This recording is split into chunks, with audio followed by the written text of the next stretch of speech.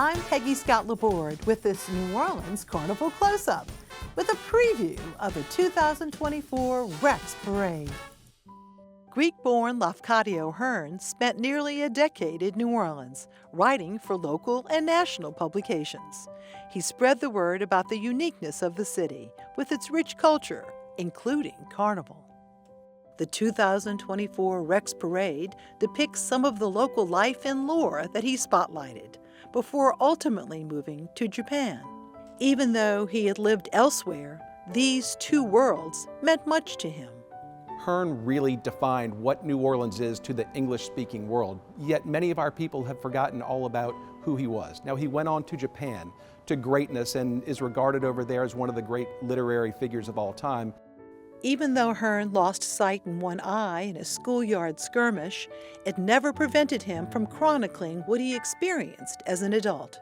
Some of the great stories that he wrote about, including bountiful pursuits of all of our great sportsmen's paradise wildlife, fish and game and things like that, to the festive, the cockroach who tries to commit suicide by drowning himself in various eatables and drinkables. Some of it can be a little tongue-in-cheek, like there's a float called the Festive that was Lafcadio Hearn's homage to the New Orleans cockroach and the fact that it will outlive us all. So we've got the New Orleans part of the procession first, and then followed by the Japanese world of Lafcadio Hearn. And when he was in Japan, he wrote mainly about Japanese fairy tales and ghost stories and interesting things like that.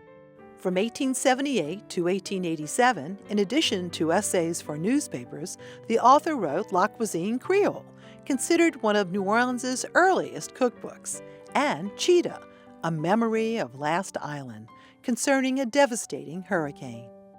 The Louisiana Iris is a glimpse of the more serene natural beauty Hearn described in his writings. If you look at the swamp lilies on the Night of All Saints float, I mean, they're incredibly beautiful and delicate, and they will shimmer and jiggle as the float goes down the street. The same thing on the Autumn Lover and Spring Lover float, the intricate wisteria flowers that will be dangling from the top.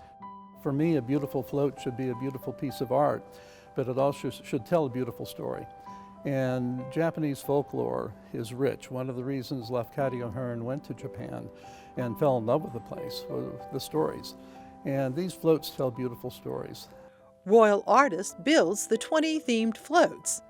The numerous signature floats, the ones we see each year, complete the rolling tableau. So we need as much time as possible. So right now we've got themes set for 2025, 2026, and a potential theme for 2027. About 18 months before Carnival, we really get together with the artistic director and start talking about what are the concepts that we think would translate well into the floats. Caroline Thomas succeeds longtime artistic director Henri Schindler.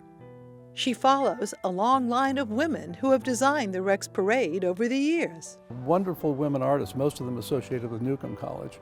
She enjoys finding the stories and then telling those stories in her sketches and these beautiful rolling works of art. Caroline is unique, though, among all the women who've worked on Rex projects over the years.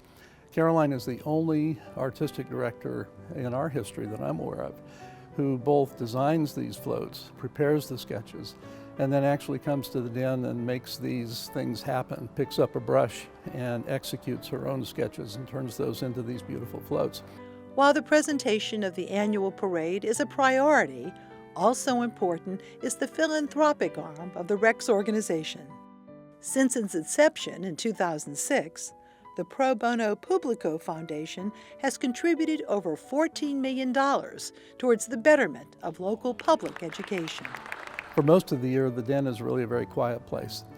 It is really a happy time for me when I see, in the weeks before Mardi Gras, when I see the den filled up with school children. We have hundreds or even thousands of school children now who come to see these floats before they roll.